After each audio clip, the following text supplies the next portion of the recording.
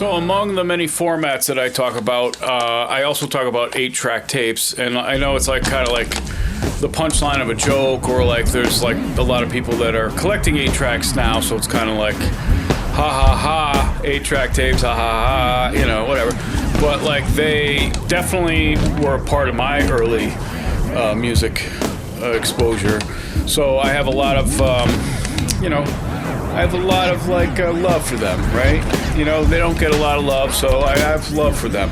Maybe that's part of the psychological reason. Wow, why do I like VHS tapes? Because nobody else does. And it's like a lost puppy dog. Oh my god, I just figured it out. Why am I a collector? Why am I a collector? I just figured it out. So the 8-track tapes had a bootleg market, which is very strange. So, like I've talked about this before, but this is an Eagles, One of These Nights, and it's a bootleg copy, and to be honest with you, it could not have happened to a nicer band. And I mean that because Don Henley is a dick, and Glenn Frey was a dick, sorry, and like, you know, they're just dicks, you know? But anyways, due to federal and state copyright spelled wrong laws designed to preserve the current monopoly in the music industry, tonal qualities of the can't read it from the original recording, blah blah blah blah, having to simulate these as whatever, yeah, and there's an actual number there. This is another bootleg I have. Stereo 8 presents Dynamic Tapes. Today's hits. Last song, Danny's song. Sing, stir it up, feeling in the ears, thinking of you. The night the lights went down in Georgia. See, got you excited there. Dead skunk, middle of the road. Tie a yellow ribbon round your fucking neck. The old oak tree. And I think that's a lot of time that passes before we can sort of start to look at things that we thought at one time were just like artistic nightmares, or just something that was crass, you know, and then go, well, you know, looking back now, I understand the cleverness of the crassness, you know, so it's like that's acceptable, and it's like, well, you know, this was a bit cheesy. It's like a guilty pleasure now, you know, some of these things. I'm watching abandoned shows, like abandoned houses, and people go in there and they're like, hey, look at that black mold. And I'm like, yeah, that's not good, dude. Get out of there, you know? And then there's like the ones that are ghost hunters, you know? That's like, so they're going in the abandoned place with all the mold, which tells me to get the fuck out, right? And not only that, but then the ghosts are like, get the fuck out of here. So it's like you got the mold and you got the ghost telling you to go, and still you linger. And it's light and dark. It's like gray. It's like a film noir movie, right? It's just like the paranormal world is kind of otherworldly, I guess you would say. But it's also like, it's like watching a movie, because you're not sure what the outcome's going to be, right? Because like some movies, you know, pretty predictable. That's kind of like life. You just kind of walk through life. And some movies are like, what the hell's this? This is weird, you know, like the Fellini movie or something.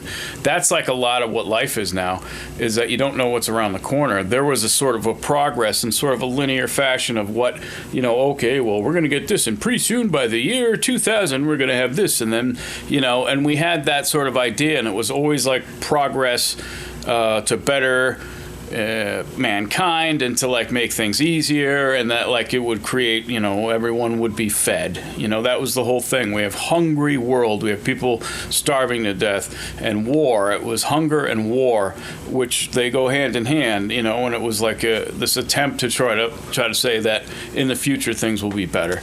And now when we look back, it's really has not gotten any better. But those ghost hunting shows, and there's a couple of guys in England that I really like because they're funny.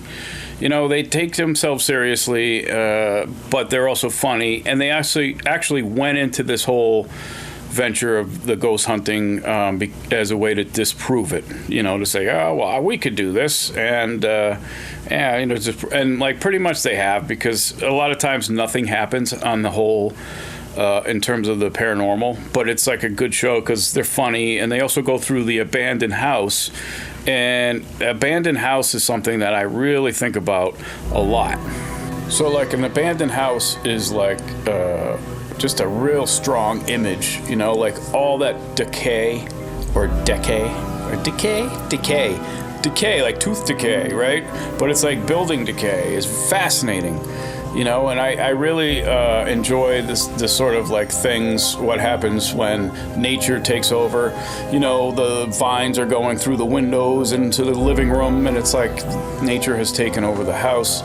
It's filled with animals, and that's how quick it is, you know. And then they look on a calendar, and it's like 2007, you know, which doesn't seem like a long time ago, but that's how long it takes for nature to just go, oh, that's, you know, we're taking that back.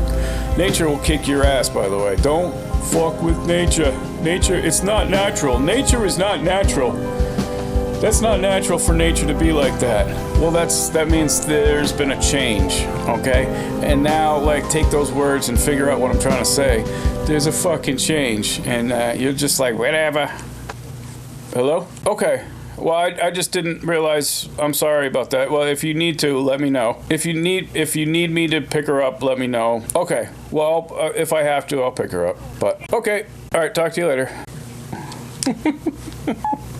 I am so awkward on the phone, even to like, that's my wife, you know. But I'm like, I can't. Is there someone I can talk to here? Press 0.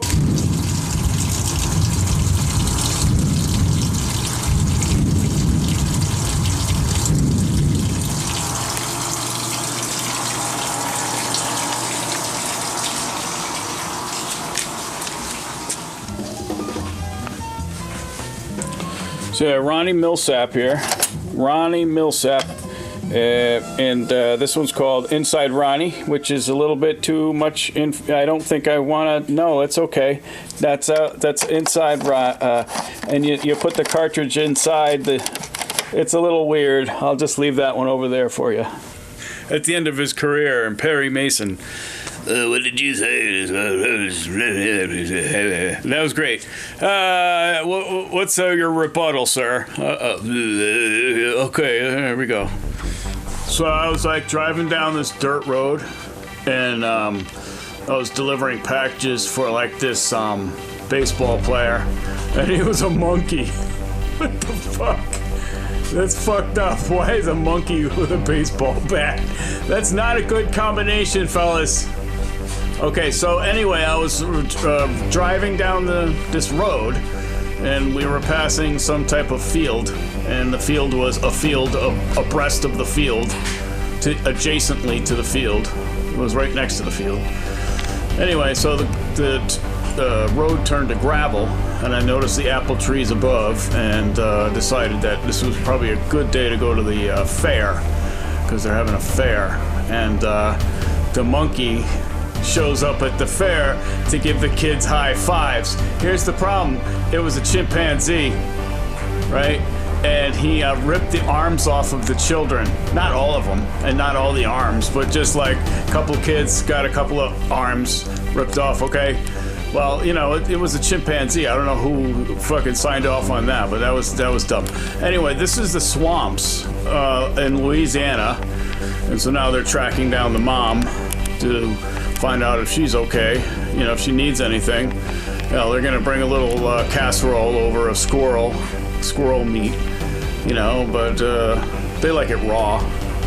They got different digestion, you know, and you know, sometimes you could see one peeping around the bridge. They like to hang out on bridges because they like to kind of watch the water go you know, around, and that's like Bigfoot's or Big Feet's, you know, like they also like algae. They eat algae. They eat the fuck out of algae, you know, which is good. If you got algae, you know, just get a couple of Bigfoots to, you know, come into the swamp and maybe abduct a couple of kids or whatever, you know. And this is not really. This is a very racist depiction of Bigfoot. I'm sorry, it's just not okay. Well, I don't think there's a race. Well, it could be a race.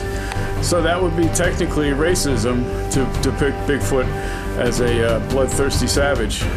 That's not cool. I don't like this. What channel is this? Okay, this is not cool. We're gonna not recommend this channel. It's not an ape, fellas. It's an interdimensional being. Okay? Get that straight. Interdimensional beings do not operate on your existence, man. Oh, that's a real monkey. That's not a monkey, that's a gorilla. That's not even a real gorilla. That's fucking AI gorilla. And now we're back to the road here, and apparently this road is an access road to, this is a true story right here. The apes, before they ripped the arms off of the children to fatten them up, they were offered a basket of peaches by his name is Congo, and no, actually it was her, because you could clearly see the nipples. So, well, that's not nice, but it's just, it's a technical term, and it's okay when you're talking about another species. You could say like nipples, like you could say bitch for dog, because it's a dog, it's a different species, so it's okay. That's a fire, and it's not really that hot because it's on TV. See, this is a TV. It's not really hot, so I didn't feel burn, so to speak. This is a field of cows. The Field of Dreams is next door, but the Field of Cows is pretty cool because the cow jumps over the moon in my dreams, and it's like kind of like a crossover hit. So anyway, what do we got going on here? Fucking couple of, I don't know. And cows, what they do? Eat cows? They have hamburger? That's why, like, everyone loves hamburgers, even the cryptids. Hey, no one likes a fucking cow mutilation like an alien, and Bigfoot love cow. We kill cow and make it hamburgers. Is that really a Bigfoot? Is that what they think a Bigfoot looks like? Ay, ay, ay. I mean, this looks like the White Mountains. This looks exactly like Route 3.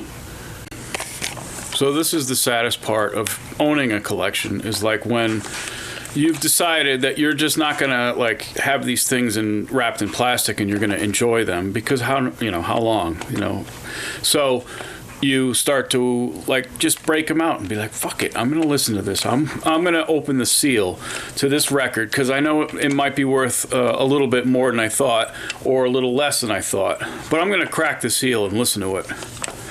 That's what I'm doing with these 8-track tapes. Problem is that they are fragile. This one just broke.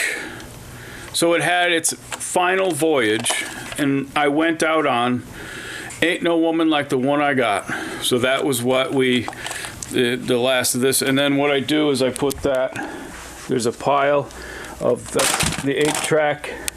That is the 8-track graveyard, which is like really sad because graveyards are sad.